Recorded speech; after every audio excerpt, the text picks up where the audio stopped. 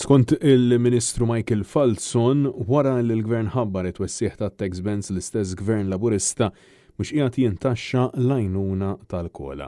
It-tnejn fil-Udnet News staqsal il-Ministru għalfejn minkejja l-appelli tal-Partit Nazzjonalista u l-Imsieħba Soċjali l-Gvern baqa' jintaxxa l-għajnuna tal-kola taxxa li l-Imsieħba Soċjali spjegaw kemm il-darba li din hija taxxa mħallsa diġà mill-konsumatur.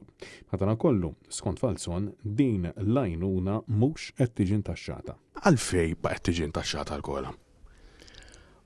Ovvjament għandu żball il-partit, mhux ħanajt li għandek żball intajjeb.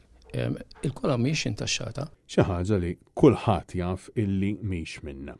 Intant wara li fil-jiem li għaddew il-Ministru tal-Finanzi Klajt Karwana sostna li hu ma rax l-istudju li għabbażi tiegħu il-Prim Ministru Robert Abela ħadd deċiżjoni dwar il-ħaddiema minn barra l-Ewropa dak li għandu x'jaqsam biss impjiegi tad-deliveries u xufiera tal-cabs, Falzon tax jifhem illi anke jew ma rax tant li hu farfara fuq il-Ministru responsabbli mix-xogħol Byron Camilleri. Naħseb illi kien hemm il-konsultazzjoni u ttieħdet.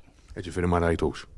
Nerġa' ngħidlek mhijiex responsabilità ta' dan il-Ministeru illi nara fuq couriers jew hekk tat-TCS. Francesco Catania, Net News.